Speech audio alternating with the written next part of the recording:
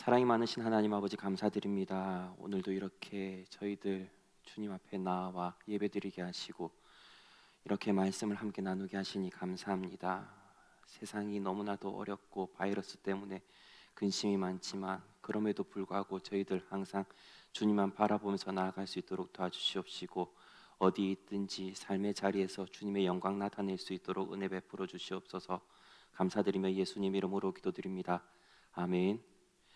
다 함께 성경 봉독하도록 하겠습니다. 오늘 주시는 말씀은 마가복음 4장 35절로부터 41절까지 말씀입니다.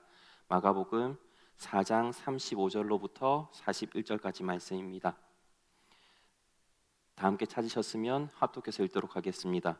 그날 저물 때 제자들에게 이르시되 우리가 저편으로 건너가자 하시니 그들이 무리를 떠나 예수를 배에 계신 그대로 모시고 가매 다른 배들도 함께 가더니 큰 광풍이 일어나며 물결이 배에 부딪혀 들어와 배에 가득하게 되었더라. 예수께서는 고물에서 베개를 베고 주무시더니 제자들이 깨우며 이르되 선생님이여 우리가 죽게 된 것을 돌보지 아니하시나이까 하니 예수께서 깨어 바람을 꾸짖으시며 바다더러 이르시되 잠잠하라 고요하라 하시니 바람이 그치고 아주 잔잔하여지더라. 이에 제자들에게 이르시되 어찌하여 이렇게 무서워하느냐 너희가 어찌 믿음이 없느냐 하시니 그들이 심히 두려워하여 서로 말하되 그가 누구이기에 바람과 바다도 순종하는가 하였더라. 아멘. 예수님께서는 하나님의 나라의 비밀을 비유로 말씀하시고 나신 이후에 사람들에게 가르치시던 그 배에서 제자들과 함께 갈릴리 호수의 오른쪽 편인 거라사 지역으로 가려고 하는 상황 가운데서 오늘 본문이 나오게 됩니다. 가는 길 가운데 폭풍을 만나게 되고 폭풍 가운데 제자들이 무서워하게 되고 또한 무서워하는 그 상황 가운데 고물에서 주무시고 계시는 예수님을 깨워서 이제 폭풍을 잠잠케 하시고 또한 그 일 가운데 사람들이 바다도 그리고 바람도 잠잠케 하시는 예수님 보고 놀라워하는 모습을 담고 있는 내용입니다. 그런데 오늘 본문 앞인 4장 1절을 살펴보면 갈릴리 호수 위에 떠 있는 배에서 말씀을 선포하셨다는 것을 우리는 알 수 있습니다. 왜 예수님께서는 배를 사용하시고 그 위에서 말씀을 선포하셨을까라는 것을 우리는 한번 생각을 해보아야 됩니다. 그것을 말씀 당시 선포하셨던 시간이 아침이라는 점과 바람의 방향을 생각해 보면 알 수 있게 됩니다. 현존하는 지중해 주변의 원형극장은 거의 바다를 바라보고 지어져 있습니다. 왜냐하면 아침에는 바다에서 바람이 불어오기 때문에 그 바람을 따라 소리를 전달하기 위해서 그렇습니다. 마찬가지로 예수님은 갈릴리 호수의 아침바람을 이용해 사람들에게 복음을 전파하시고 비유로 말씀하셨습니다. 그런데 이곳이 아주 흔하게 폭풍이 일어난다는 것을 우리는 또한 기억해야 됩니다. 때로는 구름이 한 점 없고 아주 잔잔하다가도 갑자기 폭풍이 일어나는 것은 사실 이 지역의 특징일 수 있다는 것입니다. 그런데 이 갈릴리 호수에서 이렇게 폭풍을 만났던 사람들이 아무도 없었던 것이 아닙니다. 왜냐하면 예수님의 제자들 가운데 갈릴리에서 자고 나란 사람들도 있었고 또한 생업이 그 지역에서 어부였던 사람들도 있었기 때문입니다. 그런데 오늘 본문을 살펴보면 아침에 말씀을 선포하시고 나서 어느덧 시간이 많이 흘렀음을 알 수 있습니다. 35절을 살펴보면 그날 저물 때라고 시간이 적혀져 있습니다. 언제든지 폭풍이 칠 수 있는 그런 상황이기도 한 갈릴리 호수였습니다. 그런데 오늘 본문에서 예수님은 제자들과 함께 날이 저물 때 배를 타고 맞은편으로 이동하려는 것을 우리는 알 수 있다는 것입니다. 날이 저물 때 이동하려고 했다는 말은 어떤 의미로 두 가지로 우리가 살펴볼 수 있다는 것입니다. 한 가지는 전혀 폭풍이 칠 여지가 없었던 상황이었다라고 생각을 할 수도 있고 또 한편으로는 날이 저물 때라도 예수님과 함께라면 이동할 때 아무런 일이 일어나지 않을 것이라는 어느 정도의 믿음이 제자들에게 있었다는 것을 알 수 있다는 것입니다. 그 말은 최소한 제자들과 예수님을 따르는 사람들이 예수님과 함께라면 어떤 어려움이 닥치지 않을 것이라는 믿음을 갖고 있었다는 것을 이야기하고 있습니다. 하지만 오늘 본문을 살펴보아서 알다시피 상황은 전혀 그렇지 않았다는 것을 알 수 있습니다. 그 갈릴리 호수에서 나고 자란 그 사공조차도 그리고 어부조차도 두려워서 예수님을 찾았고 심지어 찾은 것에서 한술 더 떠서 예수님께 따지듯이 달려드는 모습을 보여주고 있기 때문입니다. 38절을 한번 읽겠습니다. 예수께서는 고물에서 베개를 베고 주무시더니 제자들이 깨우며 이르되 선생님이여 우리가 죽게 된 것을 돌보지 아니하시나이까 하니, 어떻게 보면 전문가인 어부였던 그들이 목수이신 예수님을 돌보지 않는다고 했을 정도로 이들은 예수님을 의지했던 것은 분명합니다. 그런데 그런 그들이 예수님을 어떻게 믿었는지, 어떠한 말을 했는지에 대한 상황이 적혀져 있는 오늘 본문인 마가복음은 사실 다른 병행 본문에 비해서 아주 상세하게 내용이 기술되어 있다는 것을 우리는 알아야 합니다. 왜냐하면 예수님이 언제 이동을 하셨는지, 또 어디에서 어떻게 주무시고 계셨는지까지 설명되어 있는 내용도 바로 오늘 본문인 마가복음에서만 소개되어 있기 때문입니다. 35절을 한번 읽어보겠습니다.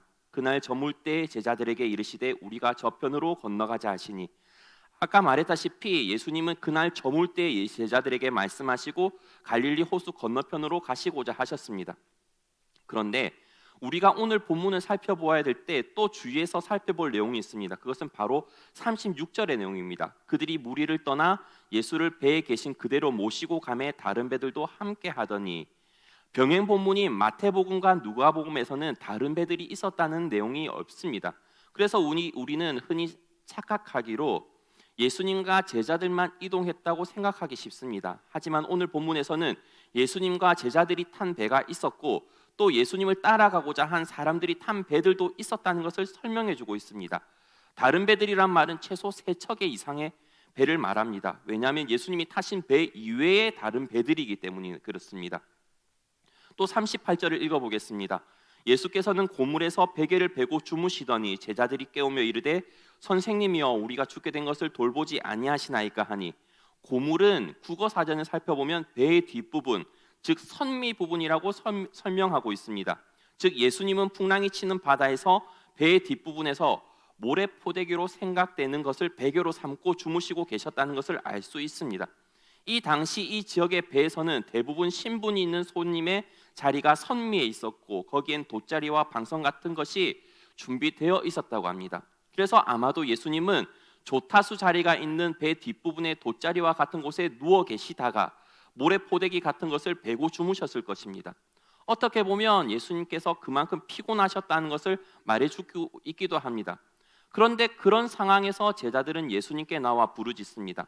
그런데 아까도 말씀드렸다시피 그들에게 전혀 믿음이 없었던 것은 아닙니다. 예수님과 함께라면 폭풍이 불지 않을 거야, 아니면 예수님이라면 이 상황을 헤쳐나가 주실 거야, 어떻게든 문제를 해결해 주실 거야 라는 믿음이 분명히 있었다는 것입니다. 그렇기 때문에 예수님을 찾지 않았습니까? 하지만 그들의 상식을 뛰어넘는 폭풍이 있는 어려움과 환란이 닥치자 전혀 다른 방향으로 주님께 나아오는 것을 알 수 있습니다. 오늘 본문과 병행 본문을 한번 살펴보면 마태복음 8장 25절에서는 다음과 같이 이야기하고 있습니다. 그 제자들이 나와 깨우며 이르되 주여 구원하소서 우리가 죽겠나이다. 누가복음에서는 다음과 같이 말씀합니다. 제자들이 나와 깨워 이르되 주여 주여 우리가 죽겠나이다 한데, 사실 우리는 예수님이 어떤 분인지 다 알고 있습니다.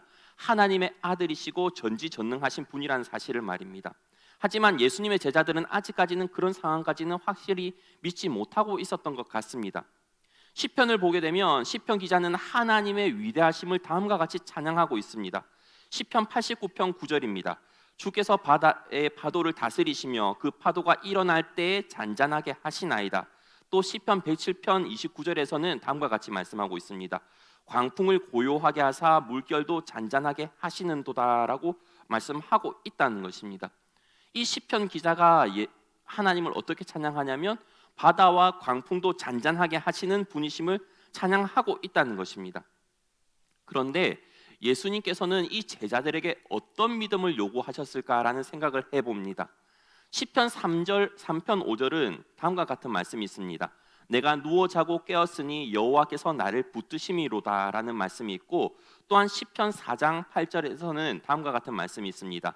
내가 평안히 눕고 자기도 하리니 나를 안전하게 살게 하시는 이는 오직 여호와이신다라고 말씀하고 있다는 것입니다. 또 로마서 8장 29절에서는 하나님이 미리 아신 자들을 또한 그 아들의 형상을 본받게 하기 위하여 미리 정하셨으니 이는 그로 많은 형제 중에서 맏아들이 되게 하려 하심이니라 라고 말씀하고 있습니다. 로마서에서는 예수님이 하나님의 맏아들이 되게 하셨다고 말씀하십니다. 이것은 우리에게 항상 본이 되어서 어떻게 하나님을 믿기를 원하시는지, 신뢰하기를 바라시는지를 말씀하고 있다는 것입니다. 그래서 신앙생활을 어떻게 하는 것이 옳은지 본보기로 보여주시기 위함이라는 것이죠. 그래서 우리가 하나님께 나아가는 예수님의 모습을 본받게 하려고 하셨던 것입니다. 하지만 예수님의 그 바램과는 달리 이 제자들은 전혀 다른 믿음을 보이고 있다는 것입니다.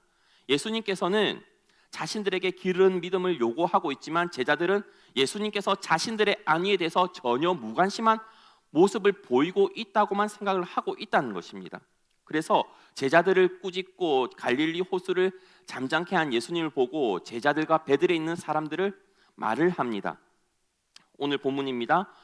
41절입니다. 그들이 심히 두려워하여 서로 말하되 그가 누구에게 바람과 바다도 순종하는가 하였더라. 우리는 예수님을 믿는다 하면서 사실 따릅니다. 그런데 곰곰이 생각해 보면 우리 역시도 본문의 제자들처럼 처음 계산해 놓는 어느 정도의 선에 해당하는 믿음을 가지고 주님을 따른다는 것을 알 수 있습니다. 하지만 그 어느 정도의 선에 대한 그 믿음 역시도 순간순간 가운데 환난을 당하게 되거나 어려움을 당하게 되거나 아니면 고난 가운데 있을 때 침묵하시는 주님을 보게 되면 어느 순간 의심이 들게 됩니다. 그리고 시험에 빠지게 됩니다. 하지만 그것이 우리를 불신앙으로 이끄는 유혹이라는 사실을 우리는 항상 생각을 해야 됩니다. 우리의 삶 가운데 순간순간 많은 물음과 질문들을 가질 수 있습니다. 하지만 그 질문과 물음 가운데 끊임없이 씨름하면서 새로운 경험들을 하면서 주님을 믿고 따라가고 또한 우리의 마음이 주님께로 열려서 항상 제자의 모습을 보여야 된다는 것입니다. 그 당시 예수님을 가장 잘 안다고, 메시아에 대해서 가장 잘 안다고 생각했던 바리새인들이나 서기관들은 오히려 정말로 참된 메시아로 오신 예수님을 지나쳐 버릴 수밖에 없었습니다.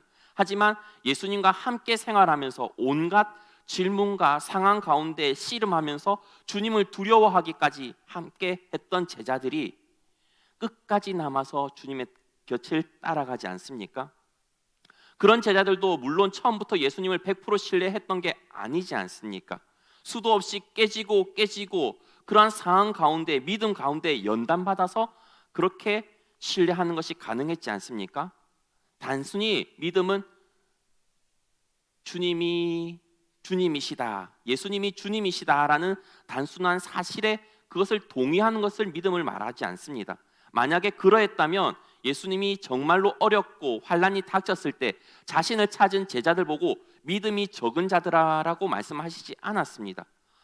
아까도 말했다시피 믿음이 있기 때문에 주님을 찾았던 것 아닙니까? 이 위기를 해결해 주실 분은 주님뿐입니다라는 고백이 있기 때문에, 그 신앙이 있기 때문에 어부인 베드로조차도 주님을 찾았던 것 아닙니까? 하지만 그런 그들에게 주님은 말씀하셨습니다. 믿음이 적은 자들아라고 말입니다. 그래서 우리는 단순히 예수님이 주님이시다라는 사실에 동의를 하면서 사는 것이 아니라 과연 내가 믿는 주님은 어떠한 분인가라는 질문을 던졌던 제자들처럼 도대체 주님이 어떠한 분이시길래 나를 구원해 주시고 나를 건지시는 이신가라는 물음과 대답을 항상 순간순간 얻어야 된다는 것입니다. 우리는 코로나19 때문에 지금 많은 어려움을 겪고 있습니다. 우리의 믿음은 주님께서 이 어려움을 건너게 하실 것이라는 믿음을 가지고 있습니다. 하지만 이 어려움을 통해서 우리에게 어떤 믿음을 갖게 하실 것인지 또한 도전하고 싶기도 합니다. 인터넷에서는 사람들이 신천지 신도들을 향해서 조롱하는 글을 많이 올리기도 합니다. 신천지 신도들은 코로나19에 걸리면 이만희한테 가서 기도해달라고 해보라는 글들 말입니다. 아마 예수님을 믿는 기독교인들조차도 코로나19에 걸리게 되면 똑같은 말을 들을 수도 있습니다. 그리고 신천지 신도들이나 기독교인들이나 똑같이 간절하게 기도를 할 것입니다. 코로나19에 걸리든지 안 걸리든지 말입니다. 그런데 이 상황 가운데 우리는 주님을 찾는데 주님께서는 우리의 모습을 보고 믿음이 적은 자들아라고 말씀을 하신다면 왜 우리 보고 믿음이 적은 자들아라고 하실 것인지에 대한 물음을 한번 던져 보아야 된다는 것입니다. 아까 읽었던 시편 89편 9절과 시편 107편 29절 상황 가운데서 광풍을 고요하게 하시고 물결도 잔잔하게 하시는 이 심을 믿는 그 믿음으로 나아가야 될 것인가요? 이 환란을 잠잠케 지나가게 하실 주님을 우리를 어떻게 인도하여 내실지 기대하는 마음을 가지고 오늘 본문을 준비하는 가운데 제가 깨닫게 된 것은, 최소한 이번 코로나19를 통해서 알 수 있는 것은 제가 교회와 공동체가 얼마나 소중한 것인지 깨닫게 된 것이라는 것입니다. 평상시라면 언제든지 드릴 수 있는 예배, 그리고 모여서 함께 나눌 수 있는 공동체가 이번 사건을 통해서 얼마나 그립고 소중한 존재라는 것을 깨닫게 된 것입니다. 아마 그런데 이 생각은 저만 한 것은 아닐 것 같습니다. 지난 2월 23일에 서울의 오래된 교회에서 어떤 장로님께서 코로나19 때문에 예배를 드리지 못함을 보고 탄식하시는 인터뷰를 본 적이 있습니다. 전쟁 때에도 예배당의 문이 닫히지 않았는데 이번 사태를 통해서 한국 교회가 예배를 당에 문을 닫고 온 성도들이 함께 모여 예배 드리지 못하는 상황을 보고 얼마나 가슴 아파했는지 인터뷰 내용 가운데 담겨져 있었습니다. 이 상황을 통해서 우리가 알 수 있는 것은, 처음에는 예배 드리지 않는 것 때문에 몸은 편하고 또한 마음은 어려울 수 있습니다. 특히 믿음이 없는 경우에는 몸이 편하고 마음도 편하실 수 있겠지요. 하지만 하루 이틀 예배를 안 드리고 하나님의 말씀을 묵상하지 않으면 믿음이 사그라질 수밖에 없습니다. 하지만 우리가 하나님의 말씀을 사모하고 주님의 은혜를 간구하는 마음이 불일 듯 일게 되면 무슨 마음이 들게 되냐면, 우리가 함께 모여서 예배하고 함께 그 교제를 나눴던 그 예배당이 얼마나 소중한 존재인지 깨닫게 된다는 것입니다. 오늘 본문을 통해서도 마찬가지입니다. 그 상황을 통해서 주님의 몸된 교회인 예수님만이 모든 문제의 해결이시라는 것을 알고 믿는다면 사실 그 어떤 것도 문제가 되지 않습니다. 주님과 함께 있다는 것만으로도 편안하고 만족하는 믿음을 가질 수 있다는 것입니다. 그래서 우리 역시도 이 어려운 상황 가운데 어느 곳에 있든지 우리가 하나의 공동체라는 것 사실을 잊지 않고 서로가 서로를 격려해주고 응원해주며 함께 기도할 때, 비록 몸은 한 곳에 모여 있지 않더라도 우리가 교회를 사랑하고 주님을 사랑하는 마음은 꺼지지 않을 것이라는 사실을 말입니다. 저는 그 사실을 오늘 본문을 통해서 이 시국을 통해서 깨닫게 된 것 같습니다. 바라기는 우리 성도님들께서도 오늘 말씀을 통해서 나는 과연 어떤 믿음이 부족한가라는 질문과 과연 나는 어떤 예수님을 믿고 있는가, 그리고 나에게는 어떤 믿음을 요구하시는가라고 하는 질문과 답을 얻으시는 하루 되시길 바랍니다. 기도하겠습니다. 사랑이 많으신 하나님 아버지, 감사드립니다. 오늘 풍랑 가운데 폭풍을 만나게 되고 또 폭풍을 잠잠케 하시는 예수님을 만나보면서 제자들이 주님께 나왔을 때 주님은 믿음이 적은 자들아라고 그 제자들을 꾸짖으셨습니다. 우리가 어려운 상황 가운데 항상 주님을 찾습니다. 하지만 주님께 간절히 매달리면서 기도했을 때 주님은 우리 보고 말씀하십니다. 믿음이 적은 자들아라고 말씀하십니다. 우리의 어떤 부분이 믿음이 부족한 것인지 알지 못하지만 그럼에도 불구하고 나에게 어떤 믿음이 부족하고 또한 우리에게 어떤 믿음을 요구하시는지 항상 믿고 따라갈 수 있는 저희들 될 수 있도록 도와주시고, 오늘 하루도 주님이 말씀하신 바대로 정말로 주님이 요구하시는 믿음에 부응할 수 있는 삶의 자세로 나아갈 수 있도록 은혜 베풀어 주시고, 항상 순종할 수 있는 믿음을 더하여 주셔서 빛과 소금 역할 잘 감당하게 은혜 베풀어 주시옵소서. 감사드리며 예수님 이름으로 기도드립니다. 아멘.